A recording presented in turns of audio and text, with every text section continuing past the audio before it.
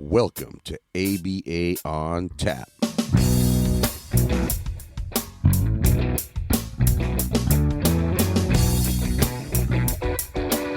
I'm Mike Rubio with Dan Lowry.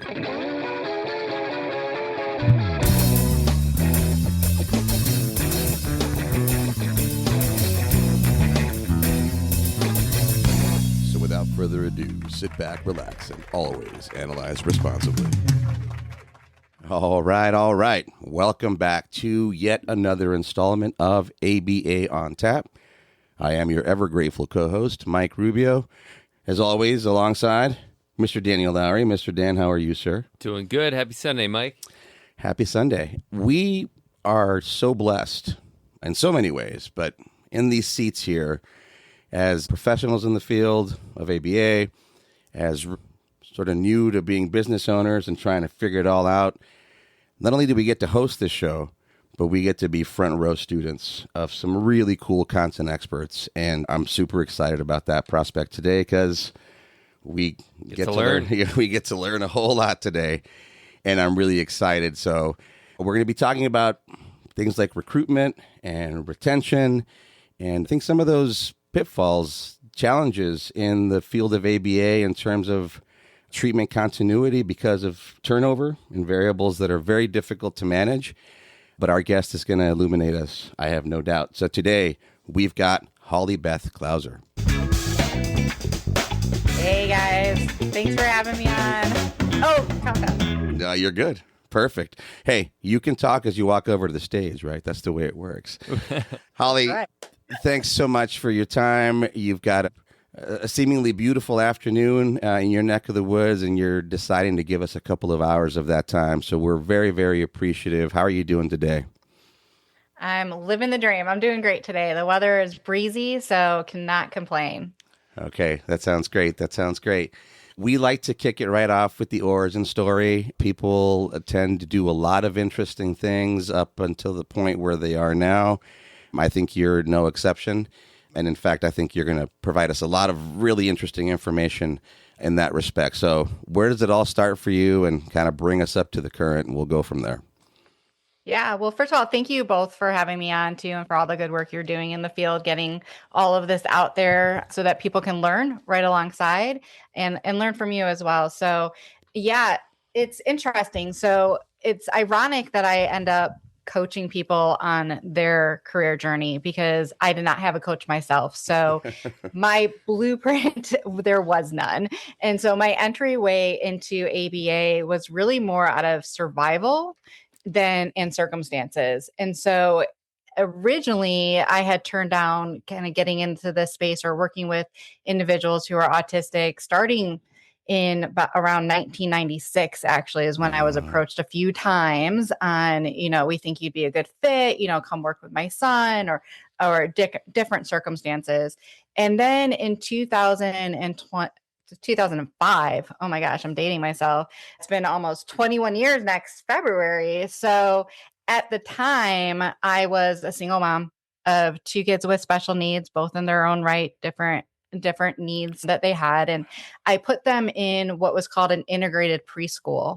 And that was a preschool that had what would be considered neurotypical and then also different abilities and disabilities together. And so I had been taking them there, and one of the directors in the program approached me and said, I've been watching you and how you parent. I've been watching how you interact with the other children here. And I think that you'd be a really good fit for this program that we have, which they called a inclusive classroom of verbal behavior, is what it was called back then.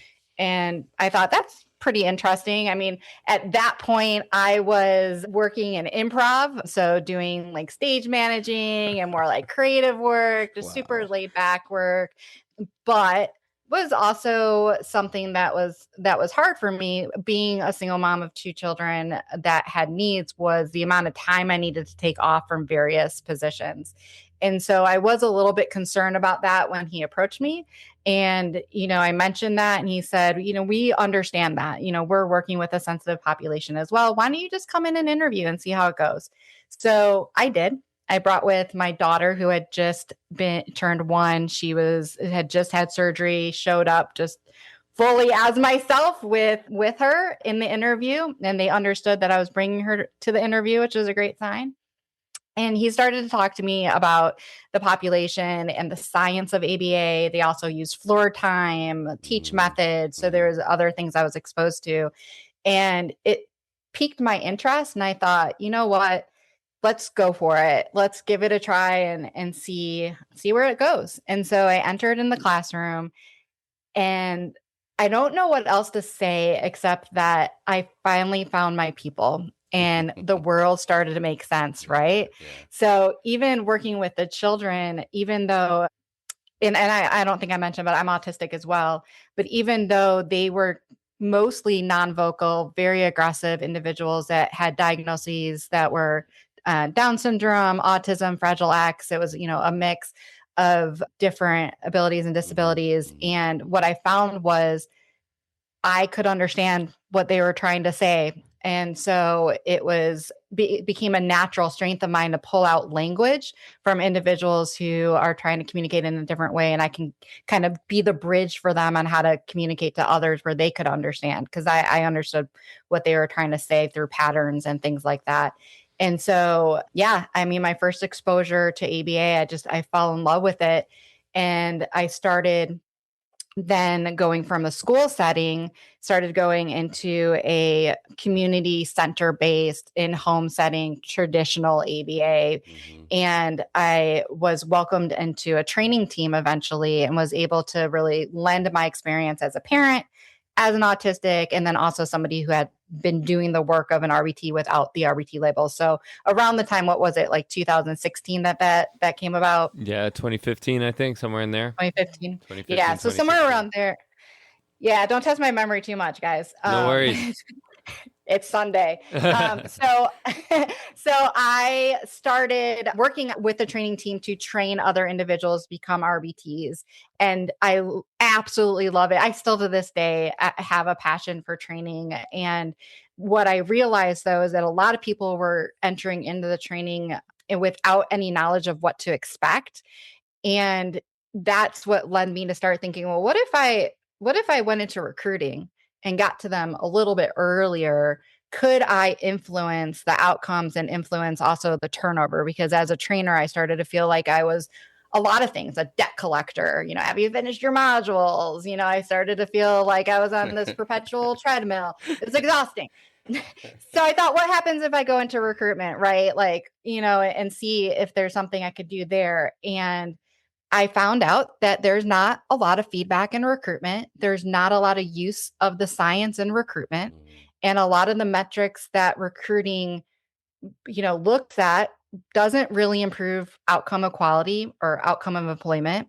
And so I started using the science there to see if I can improve my own hiring metrics. And then I was able to take that outside and start using it in consulting and things like that, and saw different gaps, if you will, in that space. And so created a summit to try to bring people together to talk about solutions and identify, what's going wrong in the workforce and have real conversations and real strategies for it.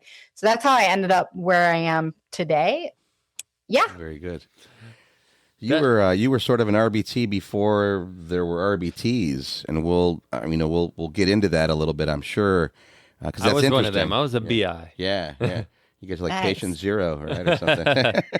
But I think it plays an important role in how then you've helped shape or define that. Just as a quick aside, one of the things that we're excited to talk to you about and learn from you more about is we got into our current operation really hoping to champion the RBT because we saw so much turnover and we saw this sort of these workhorses just getting whipped all the time and not a lot of gratification. They're road warriors. They're not getting a whole lot of contact unless as a supervisor you're making that effort. So we've made it a point to really champion the RBTs, and I think that the best thing we've come up with so far is the amount of time we spend with them. But there's so much more to still define in terms of how we really champion them, right? So you have worked and collaborated with us quickly to say, please give me a little more structure to the interview if you guys can. Of course, we will.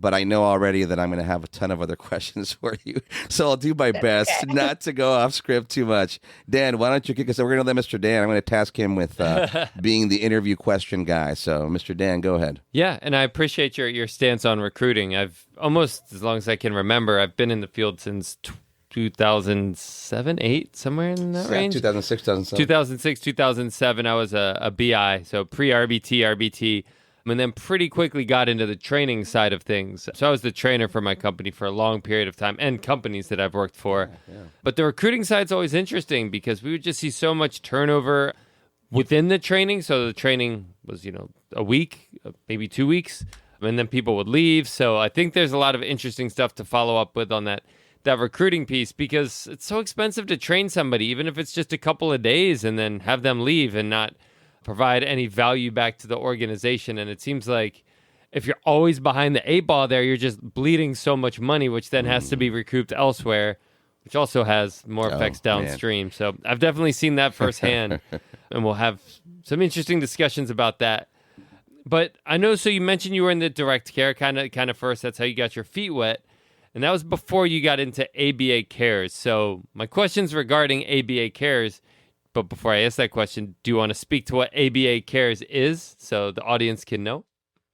Yeah, absolutely. So ABA Cares is a conference that is, I would say annual, but I did skip a year for health reasons. Want to model good behavior. If you're not doing well, it's okay to take a step back and take a break. So we're going into our third one, and it's a conference that has one singular focus, which is the workforce. And so this year we have 4 tracks. We're talking about leadership. We're talking about people operations. We have an executive track.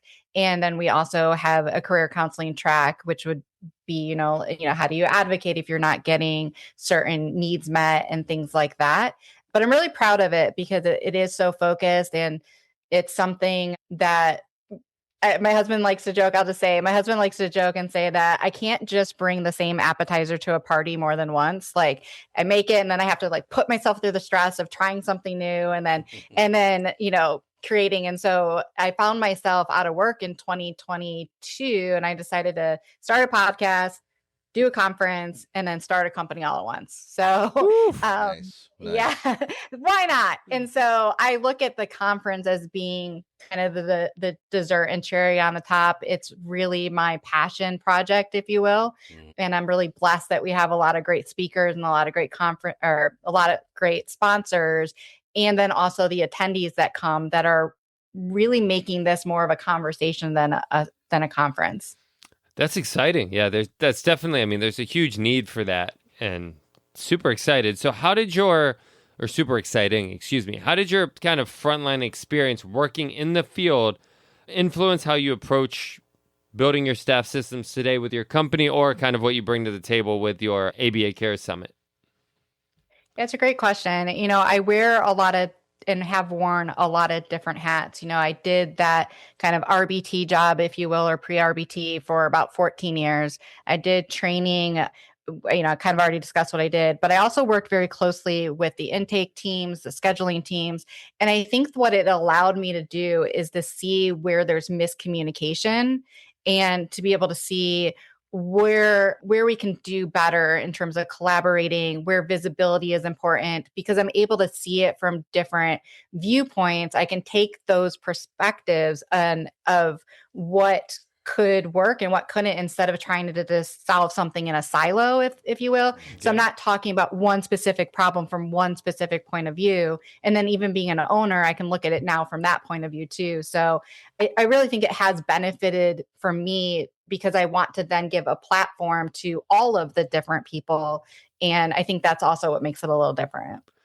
That's tricky, because you use the word silo, which I think is interesting. And it almost seems like there's a lot of adversarial, almost relationships within kind of the ABA landscape these days. There's kind of executives or private equity that are money, money, money. And then there's the clinical side of things. And then there's the insurance side of things, where it's getting paid. And it seems like everybody's almost speaking a different language and certainly has different objectives. And I guess, KPIs, all right? That's the buzzword that people love to use, like it's something amazing that they're looking for in terms of like metrics of success. So when you talk about those silos, I think even in my limited experience, you certainly have much more broad in terms of like the business side of things. I really resonate with that. And then you mentioned visibility as well. When you said visibility, were you referring to like individual staff visibility? Were you referring to the visibility of the ABA field as a whole? What were you referring to there? I was thinking more of visibility from a visual, like I would say an SOP allows there to be visibility, certain metrics, getting everybody on the same, speaking the same language. Like you mentioned that it seems like everybody has their own language, which is true. And so what is a universal language? Numbers is a universal language, operations, being able to break something down, 1, 2, 3, agreement is universal. So if we could do that, that's the direction I try to go in. Gotcha. Yeah, that makes sense. I remember working with the previous company we were at, not the last one, but the one before that we kind of ran. We used to have meetings with our higher ups, and they kind of, for the most part, stayed out of everything, but they would just check in occasionally when she found a time to not cancel the meeting. And, would talk, but she would use this. Clear your calendar. And then 30 minutes before, something came up. We're going to have to push you guys off. Yeah, that was exciting. Sorry. But we would have these metric meetings and numbers meetings. And, she would have this phrase that data don't lie, or numbers don't lie, or numbers don't have feelings, which I'm not sure if that person actually knew what that meant. But I feel like there's a lot of truth in kind of what you're saying. And that's what you're saying as well, is that could be a universal language of like, this is the number that's being spit out. I'm not saying whether it's good, bad, indifferent. We're just saying, this is the number. Are you happy? Do you want it to change? Do you not want it to change? Like, that does make a lot of sense. Well, and you're alluding to variables that now don't just point at revenue or money, which I think, to your example, that was the frustrating part for me in that circumstance is we're talking about KPIs, but that seems to be singular. When the discussion comes down to it, it's just about hours or money.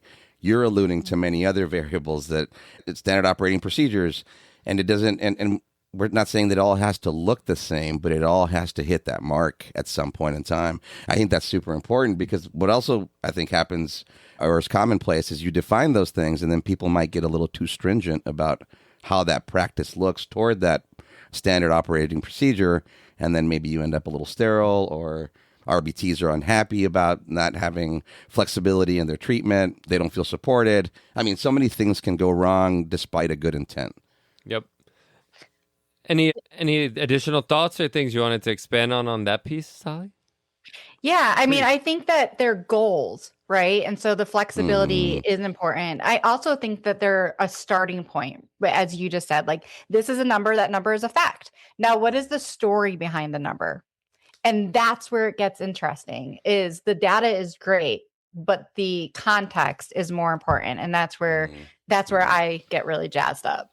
I love it. Yes. And I think I've kind of by default become like a little more of the numbers guy on our current business. And it's really easy to look at P&L sheets or look at numbers and make attributions that may or may not be correct. But like being that I've been in the field for so long, I think it's just inherent that we'll ask why, like what's going on, not just like this number needs to change, but why, what's going on, what are going to be the effects, right? The butterfly, you can't just change one number. Like I remember we were sitting with that team at a previous company and the numbers weren't good. They were like, well, you're going to have to lay off 6 RBTs. So in the next week, let us know which RBTs you want to lay off. And it's like, we were like, no, we're not going to do that because you can't just magically lay off RBTs and keep the same level of charges. And that's not going to like solve anything. But it's kind of that singular focus without asking why or what could happen as a result of doing these things that sometimes can get people in trouble, because if we did that, number one, we'd have unhappy employees and unhappy clients that wouldn't have services. But also now we'd be bringing in less money, which would have us have more meetings about why are we not bringing in as much money. So there's like you said, and I relate to that so much about getting jazzed up about the why. The numbers, maybe you're saying, give you a starting point and give you kind of a playing field, an even playing field to then say, okay, we can agree on this is what the number is. Now let's figure out why. Is that kind of what you're saying? Yeah, and my heart hurts for even hearing that is the recommendation of how to get rid of people. And my HR like risk is like going off, like just beeping, like, oh gosh, like who determines that and how, And so, yeah, that's exactly what I was saying and thinking. In all fairness, we learned a lot from those experiences. Learned a lot about what not to do. Oh yeah, it's like relationships, right? You Right. Your next relationship is usually very different than the one previous, right? Because you learn what you don't want in that person, and you're like, nope, never again. We're not going to do it that way ever. Okay, never dating good. a Cowboys fan again. Nope. Oh, there we go. And it was actually interesting in that meeting because, like our alarm bells were going off as well. And it's interesting, too, because, we said, my partner and I who were at that meeting were like, you can lay us off before you'll lay them off. Because also we were making way more than they were and producing less actual tangible value to the company in terms of like billable hours. So it's always interesting when those discussions start, right? It's never like executives saying, hey, these are the numbers. Let me cut my salary or let me lay myself off or furlough myself for a little while. Anyway, I'm down. We can dream, Dan. We're down We've done it. Down a rabbit hole. But yeah, so you feel like your direct care, like being directly, and it just gave you a little bit more feel for where those numbers might have been coming from. Am I understanding that correctly? Yeah, and what it's saying, right? And also where to look. What is the data? What is the actual data that's important to look at? I'm thinking of a really bad example, and it's not even about me, but I'm going to share it anyway. Have at it. So my husband, who mostly was doing like a lot of auditing and central region, things like that, was pulled into a special project, and they were trying to look for correlation of outcomes and cancellations, and they were asking to pull data, but the data they were pulling didn't take into account like real life, like school being involved or natural breaks. And so it was a bunch of PE guys, right, asking not that there's anything wrong with that, but asking for data without understanding how it looks. And so yes, I think that the best recruiters or the best people to be able to look at the data are people who understand what the job itself is, so that they can look for those kind of nuances, if you will. It's funny that you bring that up. A good buddy of mine, who I guess for the sake of this podcast that will remain nameless, to protect the innocent. Yes, we were chatting with him. What was it? Maybe like a week or two ago. And so this individual works for like an ABA company that, one of the private equity things. And one of the great ideas that, of course, and doesn't mean all PE is this way, but because he's on kind of the operations side, is that, every day you've got to send us these numbers, like these, I think it was like, employee or cancellations, like why somebody canceled, percentage of appointments retained and things like that. And I was laughing. I was like, every day? Like, why do you need this much data? Are you making decisions based on every day you're going to make a decision within your company? Like you can't just wait a week or a month and say like, hey, these are because you're not going to be making decisions based on this data in real time. Like you've got to, so it's sometimes it's just like you were saying, the data just for the point of data, just so people can feel like they're looking at the data. And I can even relate to that too as a BCBA, honestly, and like clinical side of things. Yep. Like RBTs would take so many data points, and a good BCBA looks at them every couple of weeks. And, we hear about a lot of BCBAs not looking at them nearly that often. But it's like so often we just get this abundance of data and we have it and it looks cool in a report and makes a really nice central reach graph or Excel sheet. But it's like, is anything actually being done with this data? Is the data actually helping efficiency, which it could be, or is it hurting efficiency because now you're just taking data to take data? Yep. I don't know. Random 100%. She said yes. That would have been my answer to yes, Dan, to both your questions. Yes, the answer is yes. And I think I like the point that you make with the clinical, and that's been something that I've advocated for pretty loudly, is in saying why, from our goals to everything to do, why do we need this expanse of information when we're not using it? And then on the other end, I think on the business end, they want the expanse of information, but it comes down to that one variable, again, revenue, right? Money. That's the one indicator, and we can't seem to get away from that. So I think I know the next question. I'm going to give it a shot, unless you want to. Were you going to say something, though, Holly? I think we might have cut you off there. I'm sorry about that. No, you're all good. Yeah, nothing. I mean, I said nothing, and then I'm going to say something. Good. It doesn't allow for behavioral change, right? So we know that, like, you can't look every day and then try to maybe make some tweaks and see if it changes. Otherwise, why are we looking at it and asking for it if we're not going to try to improve it? So I'd imagine that they wanted to try to see it so that they could look for or pinpoint an area that they could talk to or fix. But it doesn't sound like that if they're not able to, like you said, Right. gather enough information that's meaningful and then try something and then give it long enough to look at it again. Yep. But yeah, that was just kind of what I was going to add. Yeah, absolutely. That's a perfect segue, actually, right into the next question. So from a human resources or a management perspective, all these examples we're talking about, these managers are missing the point somewhere. They're not using the science that we proliferate, right, or that we put out there. What if you had to pick at least one thing, one behavioral principle, one behavioral tenet that you think every manager, HR person, executive person should really take to heart? What would that be? Yeah, for me, it's function. Behavior serves a purpose for the person doing it. And so every time, even if the behavior seems irrational or it seems irresponsible from the outside, there's a reason for it happening. And that reason lives in the function of the behavior. And so I think that HR's default, or sometimes even leadership or executives, their default is to come from a standpoint of authoritarian. So they want to go to the person and say, right? Like, I see the net hats, or the head nods. You guys are We like, got a little right story for you when you're done, but go ahead. Yeah. Okay. I would love to hear it. I just think, and tell me if this resonates, it seems like it is, but they go in there from a standpoint of, we're going to put a PIP in place, right? A performance improvement plan. And this is the behavior that we want to see. And that is it. And we know that doesn't work. You have to be able to assess, you have to be able to come up with a why and then individualize it. And so take an RBT, for example, they might be a really good performer, and then all of a sudden they start to decline. They start to call off. They start, things start to impact, and maybe there's a why there. Maybe it's the fact that they have all the difficult cases and they've spoken up and said, hey, I can't have back to back, level 3, high intensity, problematic behaviors that I'm working on because I just can't keep up with it.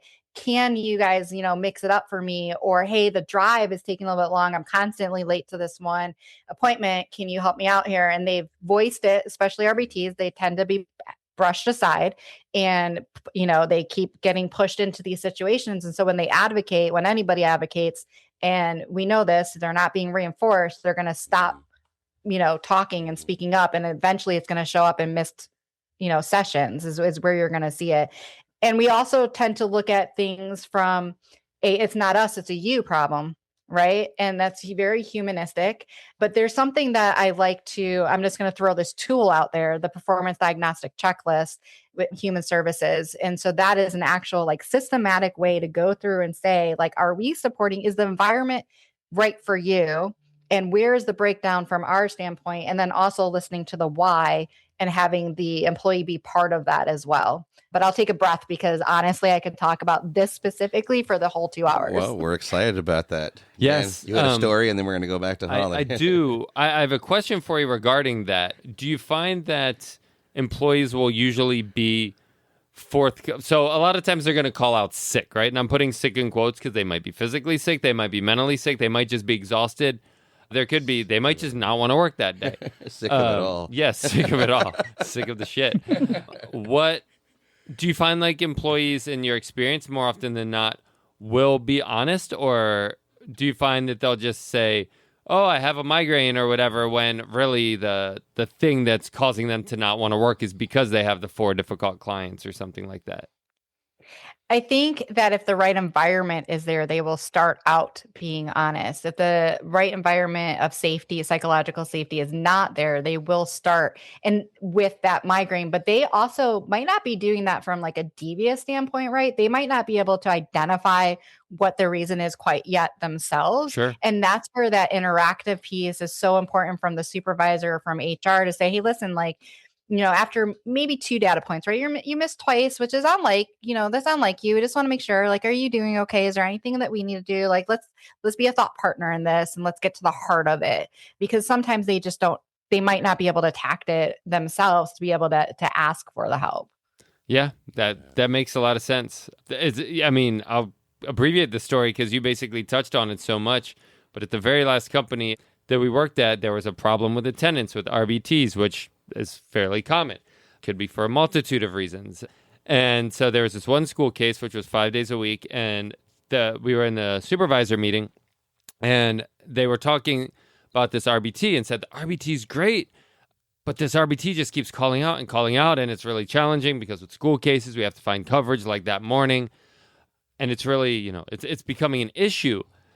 And I don't know if you have any guess what their remedy for this RBT that was calling out was. Any thoughts on what their punishment? Yep. Their thought is, they're calling out. What we're going to do is make a behavioral improvement plan. And if they don't make at least like 80% of their sessions, then we're going to like suspend. I think they said suspend them for like a day or a week or something like that.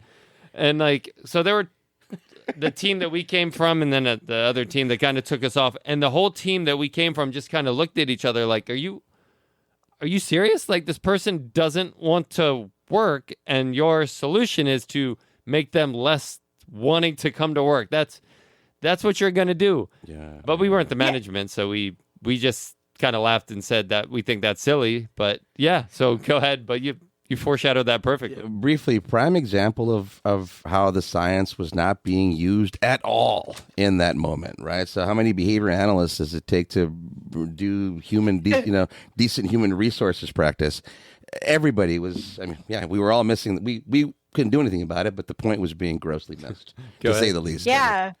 It reminds me of when my daughter was misbehaving at school and their punishment was that she'd have to stay in during recess. Well, it turns out she didn't want to go outside. It was too cold. So like, thank you for reinforcing that. So it's the same thing, right? Like if this person needs a break, your punishment also is to then give a forced break. Like none of it makes sense as a solution. Yep. Yeah, it's awful. And like you said, I think a lot of it does come to this kind of authoritarian piece. And as you mentioned, I think that's where you being in the direct side of things has really helped. I'll speak to Mike. I mean, Mike still does probably 80%, if not more, of his hours are direct with the client, not supervising.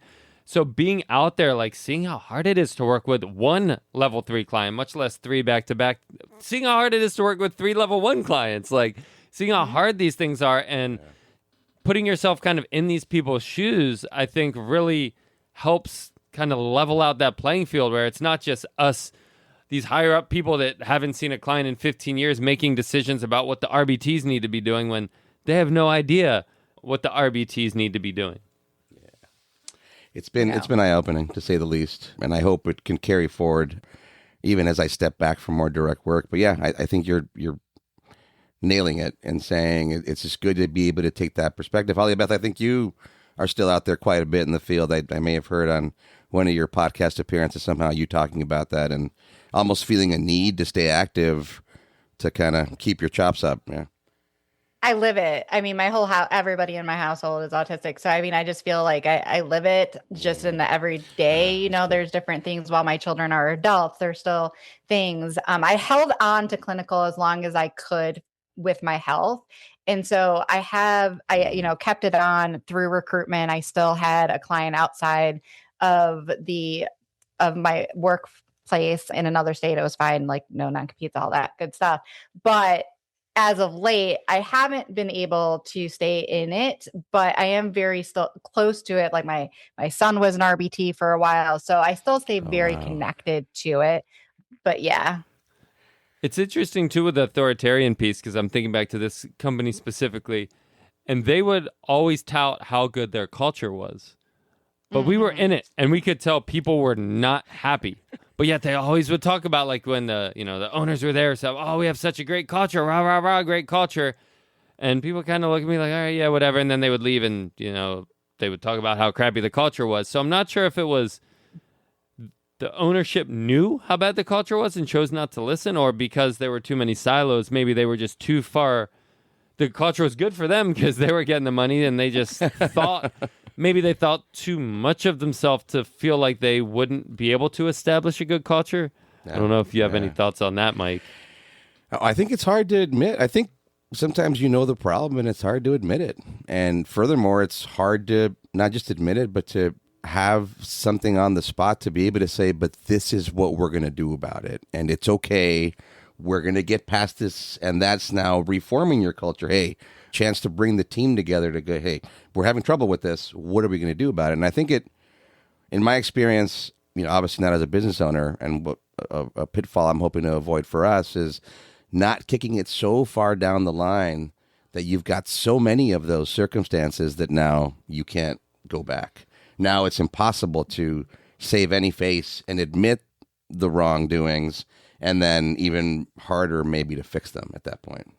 So I guess that kind of leads to the next question that we have for you, Holly. I'm actually going to skip one and go to the next one because I think it's so relevant to what we're talking about now, is how do you judge success? I know a lot of times turnover is like the first thing of, do we have a low turnover? And that is the metric of success. And me being slightly farther away, removed, because I'm not doing much direct supervision like Mike is, it's a little bit harder for me to gauge. So I would look at, like, I regularly check in with everybody and they say they're great. They say they're happy. But I also know, sometimes when people check in with the boss, they're going to say they're happy regardless because why not? So they say they're happy. I also look at like how often when we do events like happy hours and stuff like that, people come. So it seems like people are kind of bought into the mission.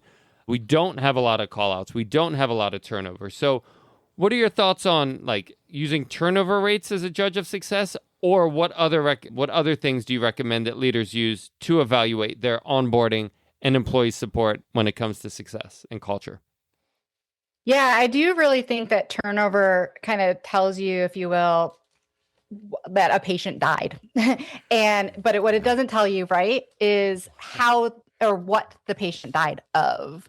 So you do need to look at different metrics to be able to treat the cause. And outside of the great ones that you already mentioned, which is are people showing up and some of the other call offs and things like that.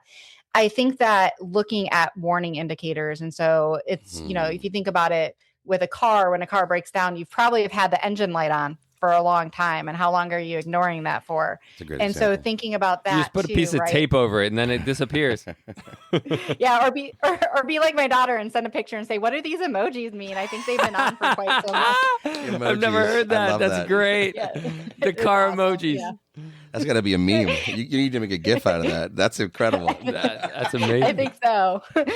And so I think about a couple. So I think about, how long is it going before your clinicians are getting, I'm going to talk specifically to RBTs right now, but how long are they going without getting any feedback? Are we giving feedback during the training? Are we allowing for BST, to be able to get feedback in a comfortable setting? Do they know the impact that they're making? Or are you waiting 30 days just to do like a quick check-in?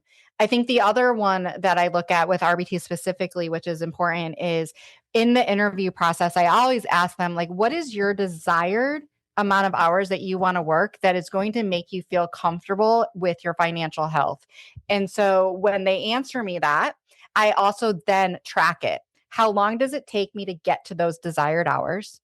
And then not only how long does it take me to get to those desired hours, but I also look at how long is it sustainable? Are we consistently meeting those desired hours with cancellation in mind? And if not, I better be having a conversation about the fact that where we're falling short and how we could potentially improve that for them, because they already told me what they needed and am I delivering on it? And so I want to see that. I also want to know what the reality is when I'm interviewing so that I can be honest about, this is how long it's probably going to take to get to those amount of hours, or these are some of the risks. But yeah, so looking at that, and then also looking at looking at hiring metrics themselves. So like I said, when I went into recruitment, I noticed that nobody was using the science. And so that's not just an ABA, that's really across the board in TA and talent acquisition, is looking at the decisions that were being made at the time of hire and giving that feedback to the person making the hiring decision so that they can improve how they're making hiring decisions to impact the retention. So just even doing that itself, I've seen there be less turnover in a company based on better hiring feedback going back to the hiring team or the recruiters, if you will. That makes a lot of sense, which kind of blends into my next question of you've advocated for telling the truth during that hiring process. So you talked about that in your answer to the last question a little bit about asking the RBTs how many hours do they need and maybe over or underselling that. Some organizations I'm sure do that. I know I've worked for some that would be like, yeah, we can't give you your 40 hours right now, but we'll get it to you within 2 months, and then it's 3 months, and then it's 5 months, and then it's 6 months. So with that piece, what are some, when we're talking about telling the truth of kind of the onboarding process, what are some specific risks you see of overselling a role? And how does being upfront about maybe the less desirable parts of the job actually maybe benefit the company overall? So I'm about to step on a soapbox here. But it is yours. Preach, sister. Go. Come on. I'm on it. Okay, microphone is hot. So I think that we're living in the consequence of the high turnover from overselling. So I think we're feeling what that what that consequence looks like right now. I think we're living in the results of it because there is a lot of overselling, or not even overselling, but not even thinking about the offers that you're making. So like almost over hiring. So not being reflective and evaluating and deciding, is this person the right fit or not? And so that would be something I would look at as well. But I think that if you stop and you think about overselling in any relationship, if you think about dating and marriage and whatnot, your performance can only go on for so long. And so it's not going to be a good fit for anyone. It's only going to lead to pain down the road. It's going to suck for everyone. It's going to suck for the client. It's going to suck for you as an employer, and it's going to suck for the employee. There's no win situation in it at all. So I do push back on that, and I get pushback from companies too because they're desperate. But you alluded to some of the cost earlier in the conversation. But there's also the other costs to that. There's the vacancy cost as an employer if you want to talk money. There's the amount of time that you're not being able to give treatment based on how something's open, right? And if you're hiring constantly, you're not getting the right person in. There's that true cost. And then there's the cost I'll put on my parent hat of me not wanting to stay with your company because I no longer trust you to get me somebody that's going to stay. And I'm also not going to trust the company or even ABA potentially, because I'm not seeing the outcomes because I'm constantly in the state of waiting, or I'm in the state of having to re-explain my child every 5 minutes.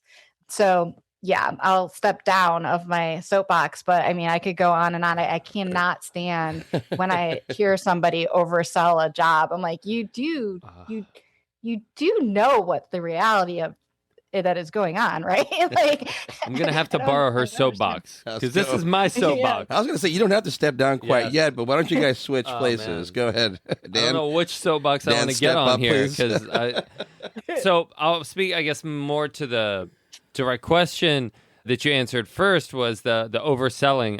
You unfortunately had to deal with this as the supervisor of the high turnover at the school at the previous job. Sure. That whether a lot of times, so you could have, we currently do with the company that we have, and previous companies would work with school districts. And those cases are great, consistent hours and things like that.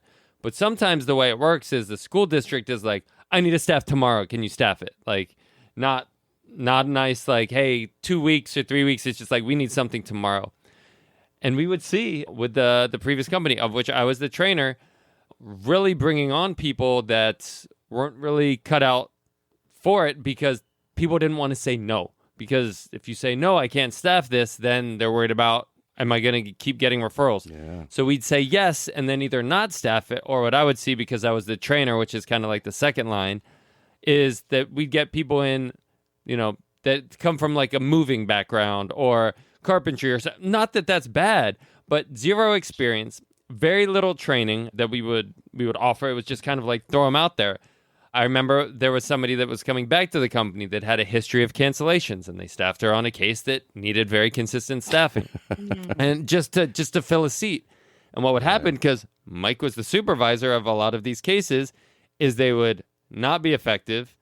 They would call out a lot, and there was a lot of issues behaviorally with these cases, which are fairly high profile typically in the school, which would actually really be a detrimental reputation to this company. So by trying to save their reputation on the front end and not say no, I feel like they did long-term, irreparable damage to the reputation because they were putting crappy people in that were not trained because they oversold the job to the staff, and they oversold their ability to fulfill the obligation to the client. And in all fairness, I mean, some of those people may not have been crappy people. No, they just weren't, to your point, adequately trained. Yeah, and we're oversold on what the job. I think it was presented of oh, you want to make $25 an hour with benefits and 30 hours guaranteed, and a lot of people are like, heck yeah, I'm making $17 an hour as moving, and it's such manual labor. Yeah, that sounds great. Not understanding there's a reason why there might be a difference in compensation there. And one thing that I think we don't take into account enough is those RBTs, those people, when those situations fail, those circumstances fail, they feel bad about themselves. Yeah. That's terrible. And that's somebody I sent out to take care of a very important, high-profile situation with a student or somebody's child. You send them out ill-equipped. Yes. Then you blame them for the failure. They get fired. Can you imagine the weight of that on a young professional? That's devastating. And how does that affect the greater field? I mean, are we getting a bad name because of it? I believe we are. I believe that's part of it. Yeah, Mike, to piggyback off, and I'm so glad that you brought it up because that is a real risk, is that these people, that's going to be their experience of what ABA is. And then they're going to go out thinking that there's no place for them. And so we already have limitation in having good staff. And so we could potentially, ruin somebody that may have even become a good BCBA. We don't know. And so, and to your point, and that's why when I'm interviewing, I think of the person on the other side as my client. And I want to make sure that I'm getting them and setting them up for success. And I'll even tell them, listen, I end the interview like this. This is my little guilt trip. I'm going to give you my little secret. Okay. Is I say, thanks for interviewing. I want to give you the night to really sleep on this because I know that you are a giver. And I want you to think about your boundaries. I want you to think about really the time that you said that you could commit. I want you to come back and give me a different answer if that has changed. But I also want you to know that this is a really hard job. And I think the last thing that you want to do is to leave the job feeling like you did something that wasn't good. And so I want you to think about this commitment to this family and to this client, because turnover does have an impact. So I'm going to tell you the reality of what you're going to get in terms of training. I'm going to tell you the reality of what the job looks like, but it is your responsibility to sleep on this and decide if right now is a good time, or if you need to get some more experience elsewhere first that's not healthcare or not ABA, and I can give you recommendations for that. And that's okay too. So that's kind of how and then I check in on them. Okay, you slept on it. Let's talk about it. Yeah. Nice.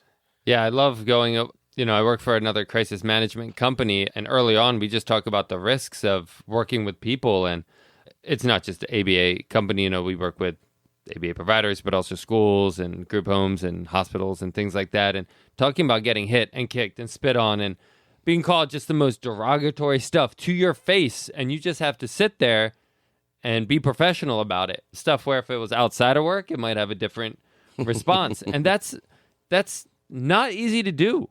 And I've been in this field for a while, and there have been clients that have knocked me off, my baseline behavior, right? It's really easy to be like, yeah, that person's going to call me a POS and this in my face, and I'm going to ignore it. And it's a different thing when it happens. So being very forthcoming, almost on the ad should be do you enjoy getting spit at and called whatever? And also playing with kids, but to help people understand that, yeah, there's a reason why we might be offering a few more dollars than than you're currently making. You just made me think of a job description like that. That's funny, right? Not getting paid for cancellations, which happen frequently. Getting nagged about your notes. It's like all the things we don't talk about. Yep. These young, fresh, bright-eyed professionals. I studied psych. Oh, I can actually get a job in this. Oh, this is wonderful. And wow, they pay pretty well. And then you walk into just a nightmare of a situation where you're getting, kicks That was my on, first working case. late, never seeing any of your Absolutely. coworkers, always in your car. I've shared this story too many times, so I'll keep it brief, but it's new to you. So I was a psych major in college, wanted a job in the field. So back on the day, went on Craigslist, clicked jobs, literally wrote in the words psychology job. And there was a ABA job with the first company that I met Mike with like 20 years ago. I had no idea what ABA was. I had very, very little idea what I knew what autism was, but not really what autism was. This was 2006. So I get a job at this company, and the first 2 weeks, they had this great training, occupational therapy and, rec therapy and play therapy and all of this cool stuff. And it was exciting, and it was like, oh, cool, we get to do all these cool things. And they're like, all right, tomorrow you start with your first client. And it was upstairs in the same place that we did the training. And I walk upstairs, and they're like, meet Mike, he'll be your first supervisor. And I introduce myself. Oh, and wow. Mike's in this small room, and they're nailing plexiglass on this window and nailing wood boards onto the wall and like plexiglass where the light would be so somebody couldn't like pull the light out. And I was like, what is this? Nobody said anything about this. It was all just like playing with kids and having fun. And what in the world? We're doing construction. What's happening? Because the client was coming tomorrow. And like you said, the client had learned from his school setting that if he knocked people out, they would suspend him when he didn't want to do work. So he had that nicely built into his behavioral repertoire. So we had to deal with, no matter what happens, we can't send him home, which was why they were making the room like that. But I digress. The whole reason I bring that up is there was never any even allusion to that. Dan spent those 2 weeks. You mentioned floor time and teach earlier. Dan spent those 2 weeks learning all about visual structure and the beauty of all those things. And then he walks into this room, and it's like, yeah, so when the kid tries to throw the chair through that window or punches you tomorrow, we can't send him home because that's the contingency he's working on. And he's like, oh my goodness. Yeah. I mean, it is important. But to your point, and I think this is important too, is like, you have to know yourself and your limitations. You have to know your age ranges that you're comfortable with. You have to know the behaviors that you're comfortable with. And I assess all of those before you're even hired to know, do we have a client match for that? And kind of like the Vineland a little bit, I want to know, I understand you're self-reporting, but I do want to know that. And that comes from me once I interviewed in this high school setting that was behavioral.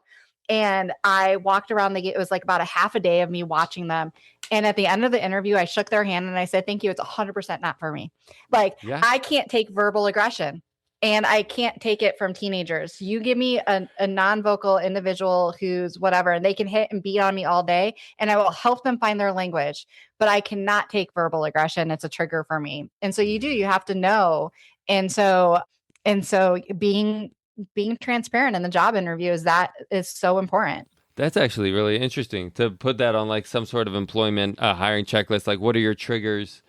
Unfortunately, we don't always have the luxury of being able to perfectly pair a client with an RBT. I wish we did, but it's usually, like you bring on an RBT and they serve these 5 clients because those are the 5 clients that you are have available. Yeah, no, but you bring up a good point in terms of trying to look at it that way, right? Because right now it's more of a what's available, and then we, to your point, Holly, we're going to expect any given, even a high performer is going to have a limitation at some point. No, I can't. I don't do well with that. But more often than not, we're just filling in slots, right? And that information is being missed. And then we're wondering why somebody might call out sick or whatever because they're triggered by the exact behaviors that the clients are emitting, when maybe we could have dealt with that or at least been made more aware of that on the front end rather than the back end. That's a really interesting thought. Yeah, I try to think of it kind of like as allergies, right? Like, I want to know, are you allergic to cats or dogs? So if I put you in the home, like, you might suffer taking an allergy medicine, but you can't really get over it. Same thing with triggers. Like, you might be able to try, but if you can't get over it, and then we need to know that up front. If you're going to react every time that a client self-vomit, induces vomiting, and like you have a gag reflex and they feed off that gag reflex, and nobody's getting anywhere. Like we're all just gagging. I don't know why I use that as an example. Sure. It's pretty contagious behavior, I would say. That's Now why we all gag. It is. I just can't stop thinking about it. Yep. But yeah, I mean, that would be one. You have to know if there are any real triggers. Like obviously not preferred. Not everybody can get their preferred client. Like I don't prefer getting spit on. I can tolerate it, but it's not my preference. But that doesn't mean I don't get clients who spit at me. And you can't predict. And that's the other thing I try to explain to the candidates. We're humans dealing with humans. You're not going to be able to always be at baseline, to your point, right? And neither is the client. They're going to come up with new behaviors and more innovative ways, based on really you too. So like whatever triggers you, know that is potentially going to be a pattern that they catch somehow.